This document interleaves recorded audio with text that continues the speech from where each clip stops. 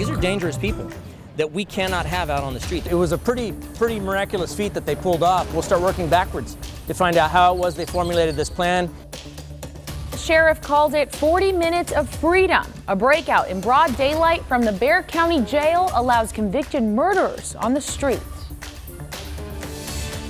Those 3 inmates are now back in custody after a morning manhunt across our city. But before we get to our live team coverage, we want to let you know who these men are and just how dangerous they can be. Yeah, Eric Trevino is 22, accused of killing a toddler and had a history of felony convictions, including the possession of child pornography. Specifically, he's charged with the murder of 3-year-old Rene Blancas Jr. The little boy was shot in the head last November. Just 1 week after the boy's murder, police issued 2 warrants for Trevino for possession of a controlled substance and evading arrest. A witness gave police a tip, and the toddler's parents were able to identify Trevino. Also, police say Luis Antonio Arroyo shot and killed a man and shot and stabbed 2 women. One of those women later died. The attack happened 2 years ago, and this is video of Arroyo being taken into custody. It happened at an apartment near Cheryl Brook Road and Oakwood Drive on the northwest side. The 41-year-old was arrested 3 days after the brutal attack.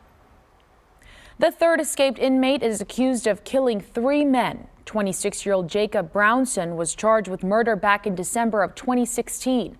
This is video from that scene. Back then, police were called out to an apartment complex on Rampart Drive near San Pedro.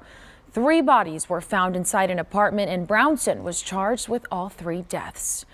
Now, those 3 suspected killers are back in custody after their brazen daylight escape. Now, Sheriff Javier Salazar is having to answer some tough questions about how this all happened. And we start our team coverage today at the jail with Eyewitness News reporter Sue Calber. Sue.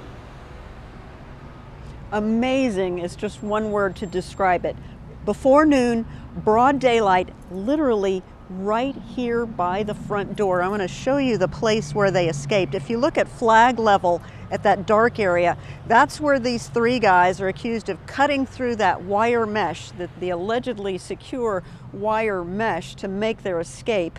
Now, the sheriff says that the most amazing thing about this is that they had to scale a 20-foot sheer wall to get up there to make that hole in the wire mesh. And the sheriff says after they made their escape, there were plenty of people out here on the outside who saw something and said something. Witnesses that were here to visit loved ones or conduct business at the jail, they spotted them, they alerted us, and it was really quick. I mean, within 40 minutes, they were all in custody, so we worked really fast on it. Now, you may be wondering, if people out here saw something and said something, what was going on inside the jail with the jailers? What were they doing?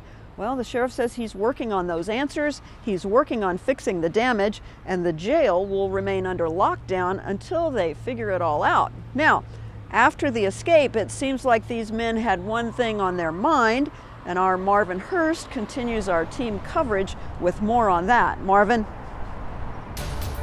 Yeah, Sue, it seems like either these guys were pretty comfortable with being on the run from the law, or they were pretty hungry, because there are reports that they stopped at this fast food restaurant to get a bite to eat right before they were caught. A strong show of law enforcement on Blanco Road near Hildebrand. They got a tip. 3 capital murder suspects were in this neighborhood. Right near the action, Richard Rosen, who heard the ruckus. And I walked out and the whole street was surrounded. And first thing I went was, what have I done? It all unfolded around him. Luis Arroyo was captured. Eric Trevino captured, joyful about his moment in the spotlight. Jacob Brownson was apprehended too. We just sat here and was like, watching some crime show on TV. Rosen was locked into the suspense. But what he didn't realize is the characters in this real-life crime drama were men who San Antonio police say have killed a total of 6 people combined. No, I didn't. I'll leave my door locked from now on when I go in.